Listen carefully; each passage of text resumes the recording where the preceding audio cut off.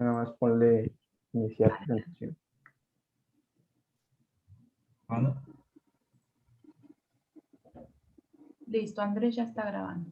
Adelante. Sí. Buenas tardes, nosotros somos el equipo 3 y el día de hoy presentaremos acerca del cálculo analítico y computacional acerca de un juego mecánico de caída libre. Siguiente diapositiva, por favor.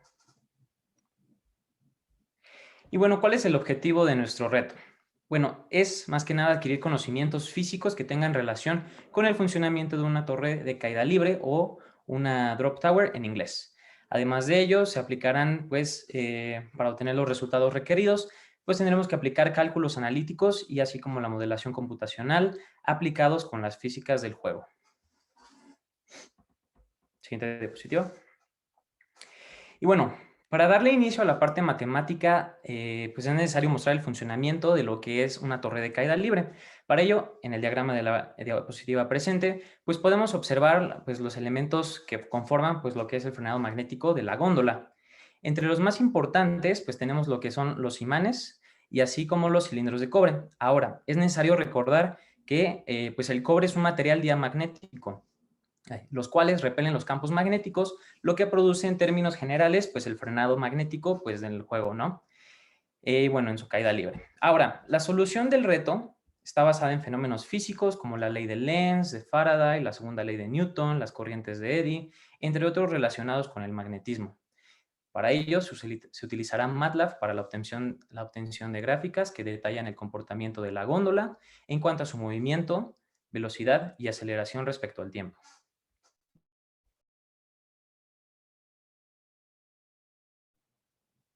Bueno, en la parte del cálculo analítico se divide en tres partes. La primera parte consiste en la obtención del campo magnético, en este caso más bien la fórmula. Para esto se tiene considerado el diagrama de la derecha, el cual es una espira que va de cara al eje de Z.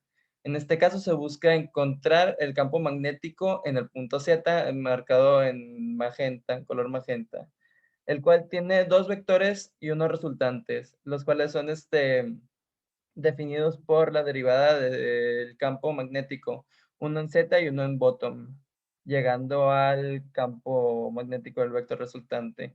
En esto, como se puede ver, también la espira es de forma circular, teniendo un diámetro y por consecuente un radio que llamamos A. En este caso, también tiene una corriente, la cual va a una dirección en contra de las manecillas del reloj. En el caso de las fórmulas, se usa la ley Voigt-Savart, como se puede ver en el paso 1, que consiste en una integral cerrada, debido a que es una espira, y se va incluyendo los factores que están en la gráfica, llegando a la fórmula 7.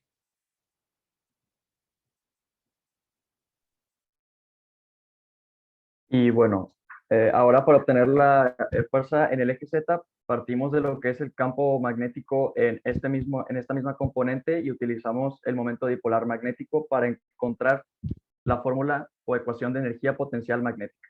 Esto se ve todo en el recuadro A, se ven todas las variables que vamos a estar utilizando. En el recuadro B, estamos haciendo un proceso de derivar la fórmula de energía potencial magnética con respecto a una función de posición con respecto al tiempo, que en este caso se llama Z. ¿Por qué podemos hacer esto? Porque nuestro sistema se encuentra dentro de un sistema de fuerza conservativa, que es la gravedad. Entonces, sumando a esto que nuestra posición, nuestra fórmula de posición se encuentra en términos de posición de Z, se nos permite derivar para así encontrar la fuerza, ¿no? Cabe recalcar que la energía potencial, nuestro punto de referencia es el punto más alto de la góndola. Aquí la energía potencial es 0 y conforme vaya descendiendo la góndola, va a ir aumentando esta fuerza por este signo negativo que tenemos en el tercer renglón del recuadro B. Siguiente. Y bueno, aquí tenemos un diagrama de cuerpo libre. Podemos ver que la fuerza en Z se opone a la fuerza del peso de la góndola, masa por gravedad. Y del lado izquierdo tenemos pues una espira grande en el plano XY que va a inducir una corriente a través de la ley de Ampère,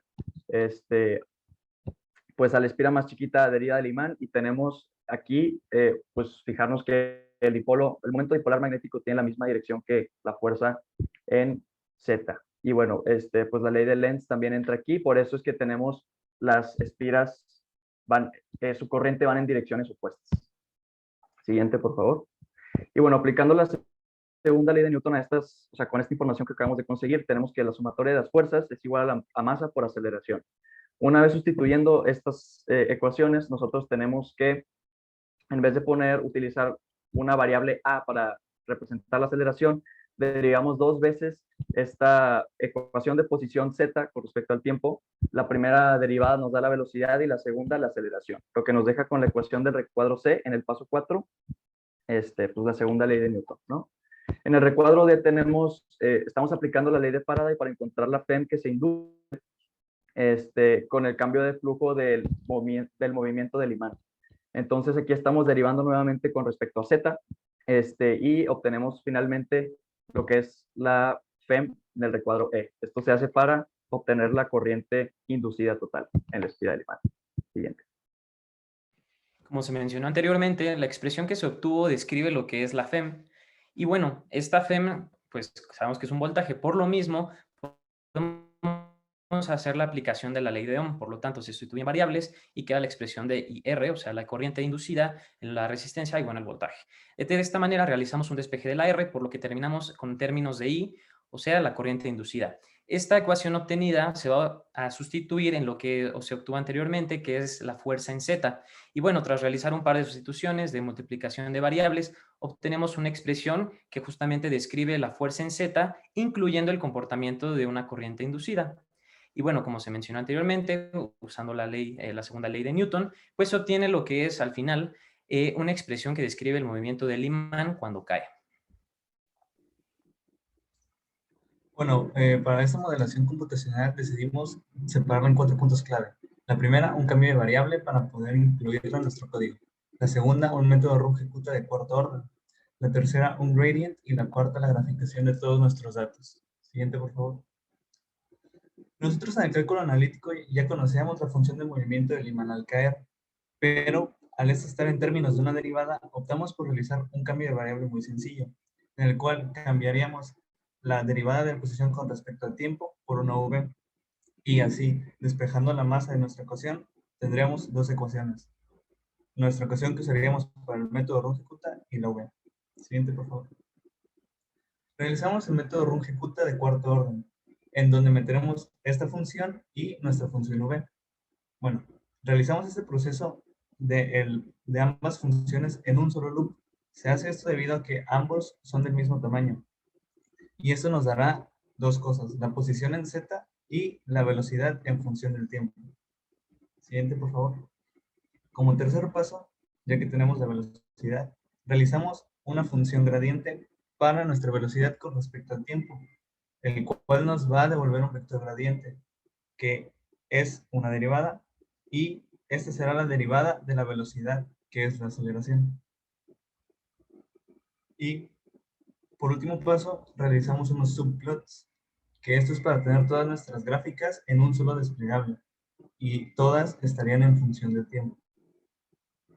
Para esta parte realizaremos un análisis normal de las gráficas, y para ello me gustaría que checaran pues, el GIF de la izquierda para relacionarlos con las gráficas.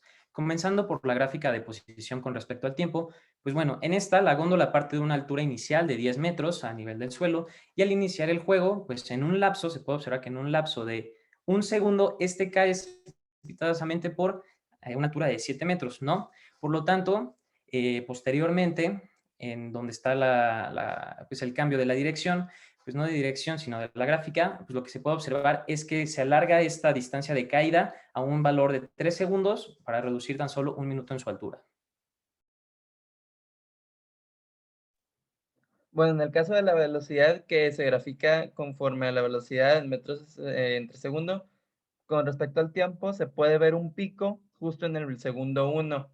Inmediatamente después, este pico se baja de una gran manera en menos de medio segundo, llegando así hasta un valor mayor que 0, pero no del todo 0. Ahí se puede ver en la gráfica. Y va gradualmente bajando hasta llegar al valor de 0, que es cuando llega al reposo. Bueno, en la aceleración podemos observar que en menos de un segundo esta aceleración alcanza su pico máximo y antes que llegue al segundo 2, esa aceleración empieza a decrecer hasta llegar casi a cero. Y cuando sabemos que una aceleración llega a cero, significa que la velocidad se mantiene constante. En este caso, la aceleración al llegar a cero hará que la velocidad también llegue a cero y por ende esté detenida. Y bueno, complementando con todo lo que dijeron mis compañeros, tenemos que en un inicio concentrarnos en la aceleración. Cuando esta pasa de ser negativa a positiva, hay un punto de inflexión o cambia la dirección de la velocidad, ¿no? Entonces aquí podemos ver en el segundo 1 cómo deja de descender esta velocidad y pasa a regresar a cero. Este regreso brusco a ser velocidad cero se debe gracias a que hay una aceleración enorme de parte del frenado que genera el frenado magnético, ¿no? La fuerza opuesta. Y nuevamente cuando la aceleración regresa a cero, eso quiere decir que hay una velocidad constante que si de por sí ya tendió a cero, entonces esto hace que la posición, conforme la velocidad vaya acercándose a cero, el cambio de posición sea menos brusco y se desplace menos en más tiempo. Entonces, eso es la conclusión. Eso es todo. Gracias. Gracias. Muy bien. Excelente trabajo. Profesor Raúl, ¿tiene alguna pregunta? En este momento no. Yo tampoco. Y eso es buena señal. Muchas gracias, maestra. Nos esforzamos Sí, mucho. Gracias, muy profesor. bien, Muchas gracias. bien explicado lo de las gráficas. Sí, muy bien. Sí. Los puntos claves donde a veces hay falla, los mencionaron. Se ve que sí investigaron de qué se trataba cada paso en el proceso analítico. Como les decía a sus demás compañeros, puede ser que el programa nos quede muy bonito, que las gráficas nos salgan muy bonitas, pero si no entendemos la física, si no sabemos aplicar las leyes físicas ni las matemáticas, estamos perdidos como programadores, diría yo. ¿Verdad? A lo mejor es muy aventurado lo que acabo de decir, pero créanme que van a tener muchas más oportunidades una vez que se gradúen si manejan física, matemáticas y saben aplicarlas en computación. Entonces, pues felicidades, es un muy buen equipo. Por mi parte no hay más preguntas. Pueden retirarse y calificaciones. Y créanme que las ecuaciones diferenciales se aplican. En todo. En alguna ocasión, una visita que hice a NEMAC, un grupo de ingenieros estaba trabajando con los sistemas de ecuaciones diferenciales que regían un motor. Entonces, se aplican, ¿sí? No, vamos a decir, el cierto porcentaje de los ingenieros las aplican hasta esa profundidad, pero de que se aplican, se aplican. Y yo diría algo un poquito más contribuyendo a lo que dice el profesor Raúl. Si no es que todos los fenómenos físicos se describen con ecuaciones diferenciales. Entonces, más vale que las aprendamos bien, no solo para tener una buena calificación, sino para entender lo que pasa en nuestro alrededor. Y fenómenos físicos y químicos. Sí, sí. Todo el estudio de sistemas dinámicos. Sí, sí, sí, sí. Transferencia de calor, como ustedes vieron en termodinámica. Todo es ecuaciones diferenciales. Entonces, felicidades, no tenemos más preguntas. Y pues que tengan excelente tarde y que mañana les vaya muy bien en su examen. Muchas gracias. Sí, muchas Ahí, gracias. Andrés, nos pasa el video, ¿no? Sí, ya voy a dejar de grabar. Por favor, su